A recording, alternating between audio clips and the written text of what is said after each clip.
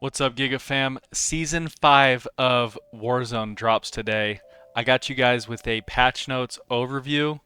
We're going to go through all the changes coming to the game, as well as weapons balance patch.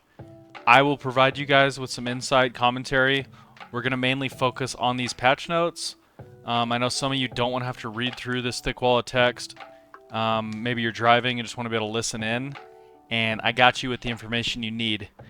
Without further ado, let's get into it. Off the rip, under performance, they claim to have addressed an issue causing poor performance on Xbox One consoles.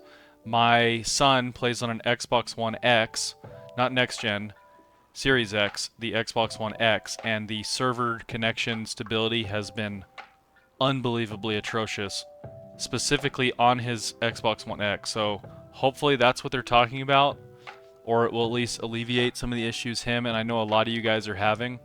It's kind of ridiculous for them to offer the game on that console and have it be virtually unplayable. So we'll see about that. They have added Superstore, which, I mean, for those of us that played back in Warzone 1 Verdansk, I mean, it's a legendary POI on the map, right? Is it going to be enough to pull me back to Big Map? For those of you that don't know, I peaked at number 3 in the world on Big Map wins, and I set the original win streak world record. I haven't touched Big Map in like 8 months. I've been grinding solo quad resurgence. I'll probably check it out, but we need either Big Map ranked or some major changes to the flow of Big Map. So, kind of cool, kind of fun. Definitely better than nothing, but I don't think it's going to be enough to, to pull a lot of us back to Big Map. We'll see though. They also added a Urzikstan specific resurgence mode. Usually when they do these, like, even if it's a cool POI, when they do these limited time resurgence modes on a specific big map POI, it's just horribly balanced. The flow is terrible. The lobbies get wiped out by second zone. Who knows? Maybe this one is miraculously actually a good mode, but I'm skeptical. I'll probably try it. Um, Playlist update. I'm really happy about this actually. Even though they're adding this LTM Superstore Resurgence, they are keeping Rebirth Island Resurgence quads. So I know that makes me happy. It's gonna make a lot of you happy. They have this horrible habit of rotating the playlist in a nonsensical way, probably trying to create some sort of like horrible addiction within us, right? Where we want what we can't have, and then we come back the next week. But I'd rather them not manipulate us. I'd rather them just put forth a good quality playlist. And let me know if you guys disagree. I know some people have their own specific wants and needs, but it looks like we pretty much have all the bases covered here. So I'm very happy about that. They're adding a redeployment drone beacon, which is basically like a mini balloon. It used to be in the game, so longtime players will recognize it. It's great. I think giving us different options to traverse the map is always a positive. They've also added a global event to Resurgence called the Bounty Contest, in which basically every single team on the map gets a bounty contract. And then if you're able to go complete your bounty, then you'll get another one, and you could chain those, and so on and so forth. I imagine the way it would flow is you kill the team, you basically end up taking their bounty. As they say in their words, this could allow for a huge chain of eliminations and serious cash earnings. So I think this is a really fun event. Definitely better than Occupation Scan. And they actually mentioned that this will bring down the probability of like Occupation Scan occurring. So I think it's good. This nuke reward, and I've gone through phases where I was a nuke grinder. There was a time where I led the world in nukes. This type of reward, I mean, this is beautiful. It's got that like oil slick, like really, really, really beautiful looking camo. I'm not sure if this is for Big Map, Resurgence, or both. But I will definitely be getting it on my account. And who knows, if it becomes popular enough, maybe that's an opportunity for me to grind some community nukes with you guys. So we'll see. The buy station inventory has been updated. PRD is getting replaced with that mini balloon. Interesting. On Resurgence, Specialist has been added to buy stations. Um, I'm really happy about that. I think we should be able to have a consistent means of acquiring specialists on even on small map, just like you can on big map. It's gonna require a lot of bread, 30,000, but if you're diligent about your contracts, or if you're, killing enemy players and taking their money, you'll have a good chance of getting specialists consistently. So that's great. They reduced the timers by a small but substantial amount on the Resurgence Champions quest. Um, I find this to be a lazy change. I think, yeah, it's better than nothing, but we need to actually rebalance the timings, right? The death penalty should be drastically lowered, if not removed. And various timings around killing enemy players versus spamming buying plates on a fire sale should be readjusted to keep the focus on aggressive play versus cheese and playing safe. I mean, currently, if you're diligent about getting money and you use the phone at the bottom of HQ and you don't die and you get a really good fire sale off, you only have to kill the teams that push you. There's no pressure to go out and kill more people than that if you get off an efficient run. I think that's ridiculous. Hopefully this will give us an opportunity to actually defend the nuke, but we'll see. We'll see. I've done a bunch of Resurgence nukes. I only actually really had to defend the bomb in one of them. Most of them, we had basically the entire lobby wiped by the time the bomb dropped, and we were really trying not to kill the last team because then we'd fail the nuke, right? If it's not armed yet. So it's just in a frustrating state, and I feel like it's been a long time at this point it's been a while that it's been out, and they need to readjust some things. Like this is lazy to me. I don't accept that. Kind of did some minor things like refreshing some of the guns we drop in with, giving them more attachments, so maybe that'll make the game feel a little better. I actually really like this quality of life change as someone who plays solo quads. Contracts will no longer be canceled if you are eliminated in Resurgence solos. I actually don't know if that applies to no-fills on higher player counts. We'll have to see. It should, but who knows if they actually implemented it. We'll see. So we got some new weapons. The static HV. It brings compact lethality to the battlefield with this small SMG chambered in 5.7 by 28 millimeter. The weapon boasts a high fire rate and significant ammo capacity with a base of 50 rounds in its factory magazine, available via the battle pass. So 50 round base, if they're not careful with this thing, the mobility on it is going to be completely overtuned. They do a bad job sometimes of, if a gun by default has a big mag, they end up giving it the same base mobility as other subs without keeping in mind that other subs you have to attach a mag, which then slows them down. So depending on how they balance that, I imagine usually it's going to at least work out in its favor to where it's faster than other guns, so that's cool. But until we get the data on it, we don't know. But we shall see. The SDG-44, one of the OGs from Warzone 1, has been added back to Warzone. The rifle that heralded the age of the assault rifle as a global standard, fully automatic and chambered in 7.92 by 33 millimeter. This is a hard-hitting primary weapon. Let's go, man. I mean, the KAR98 has dominated Warzone. We need some powerful, awesome, fun-to-use ARs to compete. Hope they don't gut the car. We'll see. But if this thing is really strong and fun to use, I think it'd be really good for the game. Even if it's a little overtuned, we need something that can challenge snipers right now. So that I love snipers. I run the KAR98 almost every game, but I don't want the entire lobby running it because it's just so much stronger than other options. So let's make all the guns strong and fun to use. They're adding a bunch of aftermarket parts. Jack wide mouth barrel for the MRS sniper, which basically creates shrapnel once you hit the target. I doubt it'll be anything meta, but probably maybe fun to use. Jack Cataclysm is a 50 cal conversion kit for the RPK.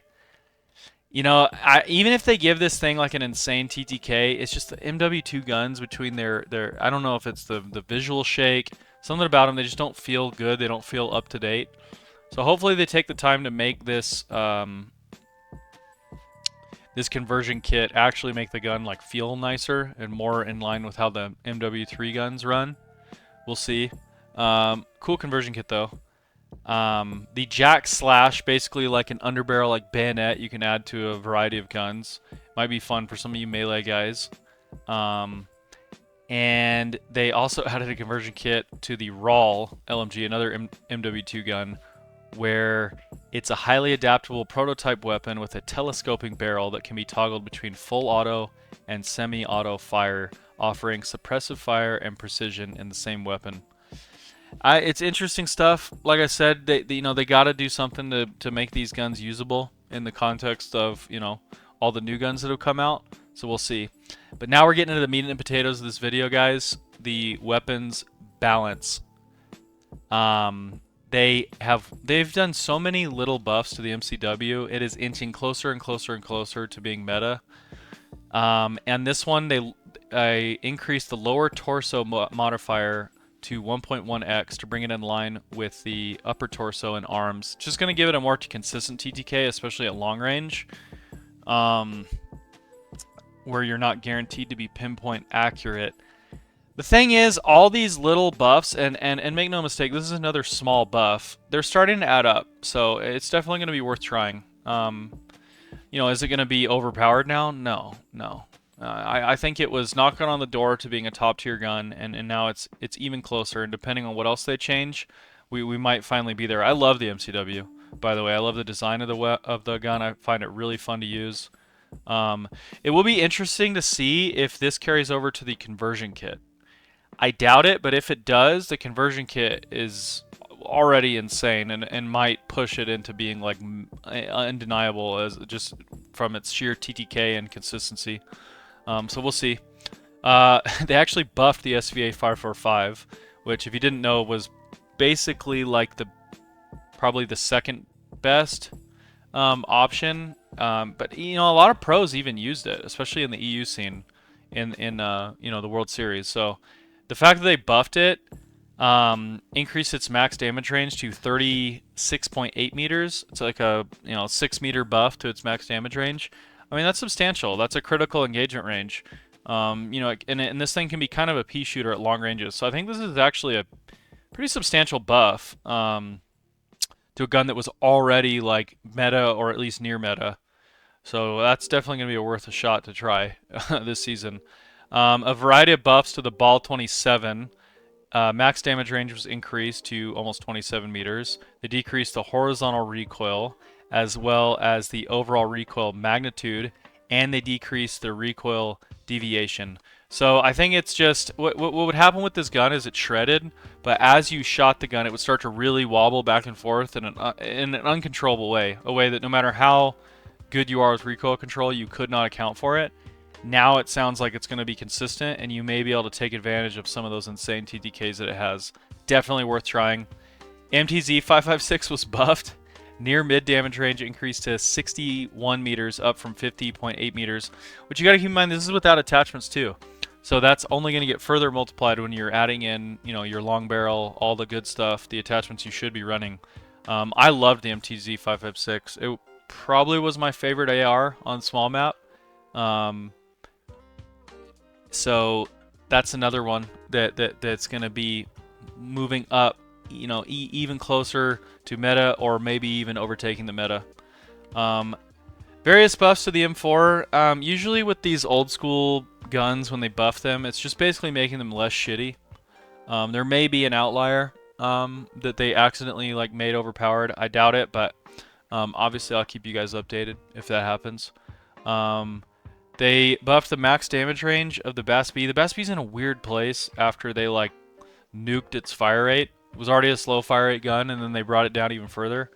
The gun is just weird. I don't really think this moves the needle on it too much. There's going to be a lot of TAC V stands that are happy. It actually got a little buff. Its leg modifier was increased to 0.9x, up from 0.85. I mean, The gun is not very good, okay? It's very mediocre, but I know a lot of people love it, so, I mean, a small buff can't hurt. They tuned up some ranges on the AMR9. I still think the TTKs are too bad to even take advantage of, you know, different damage range values. Might make the, you know, the ground loot, you know, feel a little nicer when you're taking mid-range engagements. The FJX Horus received a nerf, okay? This was probably the second, third, maybe fourth best SMG last season. Now, max damage range decreased to 8.6 meters. Near mid damage range decreased to 17 meters. Mid damage range decreased to 25 meters. And they increased the sprint to fire timer by about 20 milliseconds. So, like a little over 10% damage range nerf on the Horus. You know, it already had really unforgiving ranges. I think this is a really substantial nerf on the gun. I don't think that it was overpowered. I think it was strong, but I think it wasn't even the best SMG. Maybe they went a little overboard with this nerf. I am a proponent that we should have fun to use strong weapons, and we should have a variety of them, at least 5 in each weapon class. And so I don't agree with something like this. We'll see how it plays out. They nerfed the superi, which was the king last patch. They decreased the movement speed to 4.9 meters per second, down from 5 meters per second. Hardly noticeable, especially when the gun has tons of access to insane mobility increasing attachments. They decreased the crouch movement speed, negligible. Decreased sprint speed to 5.8 meters per second, down from 5.9. Negligible. Decreased ADS movement speed to 3.4 meters, down from 3.6. I mean, that's noticeable of a strafe nerf, but it's like the gun has access to attachments that no other SMG has. It can still achieve way faster mobility than any SMG.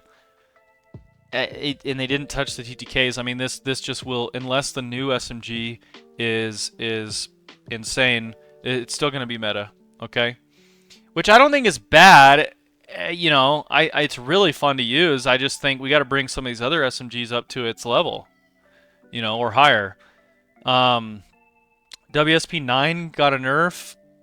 Similar concept to the Horus. Why are we doing this? Legs modifier decreased to 0.9x, down from 1x. You know, with SMGs, a lot of times in these mixy close range fights, you're not going to be able to have perfect shot placement. You know, when people are bouncing around trying to break your camera. I just don't agree with that change. It's going to make the gun feel even less consistent than it already did as an open bolt, you know, Uzi type SMG. Really disappointed in that change. They buffed the mini Bach. Again, you know, you can't really polish a turd, right? So I don't know what the fuck they're doing. But PDSW, I know a lot of people like this gun, so that might be kind of fun to dick around with. Same thing with the Vel, got a minor buff.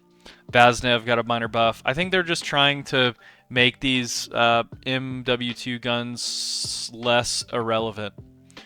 So good for them, I suppose. I think most of us just want a better balanced meta with more diverse options. Doesn't seem like we're going to get that this patch, but let's read on. The Bruins max damage range was increased by a bit. Still don't think it's anywhere near meta.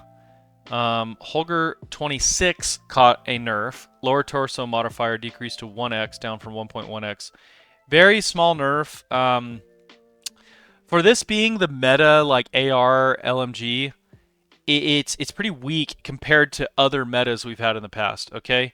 So I don't mind them doing a small nerf to it if they do a good job of giving us other options that are as good or better than the Holger 26 was last season. We'll see. I really don't think this nerf really changes the gun too much either, though. So if they didn't add other options, Holger 26 will still be a very strong option for you guys to use. They buffed the Poem Yacht. Max damage range increased to 34 meters. And the upper and lower arm modifiers increased to 1.1x. You know, this actually, for a lot of you, might be a really strong option to use. You know, the Poem Yacht has been floating around like top tier of guns for a while now, especially on like big map. And it never really went away. So, this might bring it more in line with kind of the meta. Don't think it will be meta, but it's pretty strong. We probably want to give it a try. The attack eradicator, this is actually a huge buff, okay? Min damage increased to 28, up from 24. I mean, min damage means the damage it does out to infinity after its last damage drop-off, okay? Especially on big map, that affects a ton of your gunfights, okay? This is a huge buff. Substantial damage increase. Max damage range increased to 39 meters, up from 33. And that's a huge buff to kind of its front-end damage. And that's a lot of critical damage ranges, damage engagement ranges, especially on small maps. So I'm definitely trying the attack eradicator. It's definitely going to be in the conversation for like a top-tier gun. We'll see if it's meta or not. We gotta wait for true game data to do the testing on these damage values, get us some DPS and TTK charts. But feeling optimistic about the attack eradicator. That's a big buff, and it was already usable and decent.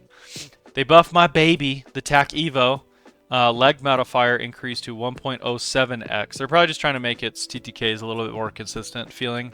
Don't really think that'll change the gun. It was already great, and now it'll be a little bit better and more consistent. Love that. Okay, the Reclaimer 18. Fixed an issue causing inconsistent damage dealt to enemies in both fire types. The semi-auto, which is the better way to use it, fire rate was increased to 200 RPM. So this will be interesting. It might be worth trying. It already was a really strong shotgun.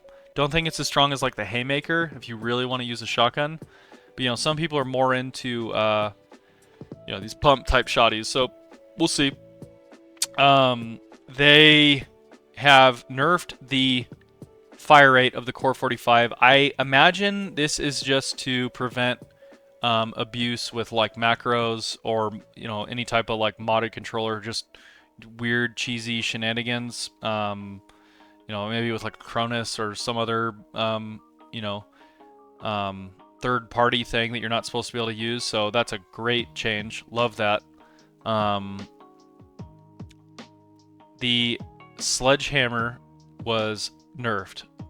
Okay, this is interesting. Every once in a while I'll run into a sledgehammer and I would get like cheesy deaths on the level of the like old Tonfa. So I think that's a good change. It probably just came out a little bit overtuned. Oh goodness, so we're still stuck with Resurgence ranked.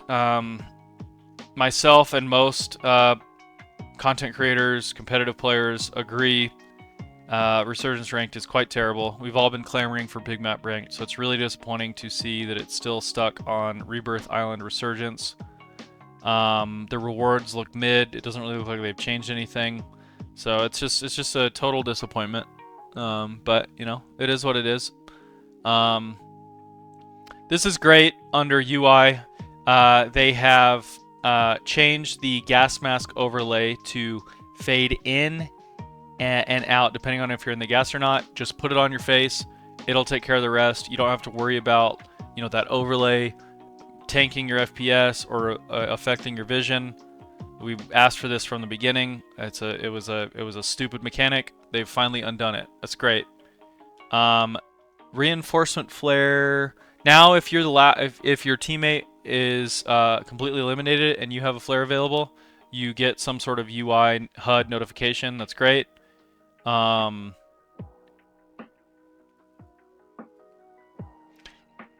then it was just various bug fixes. I think the biggest one is going to be that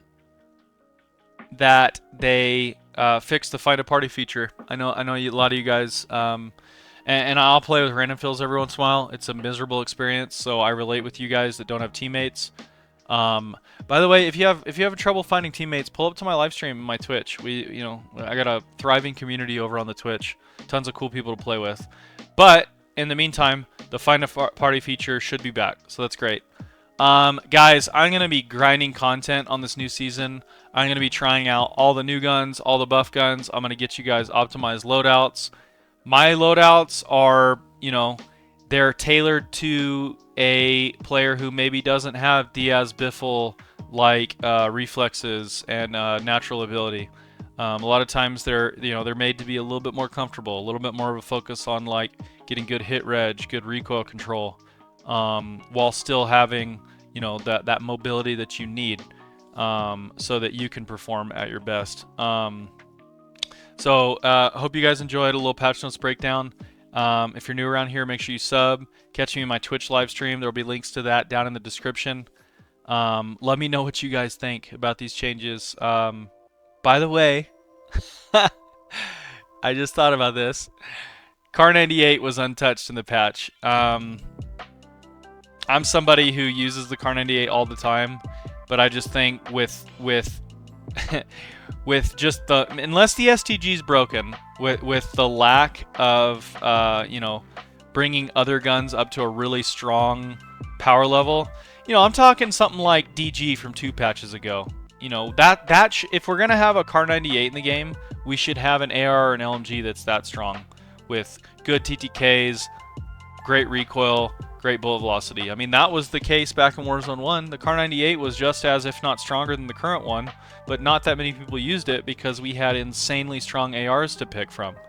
So the fact that they doesn't appear like they gave us that, unless the STG is broken and the KAR98 was untouched.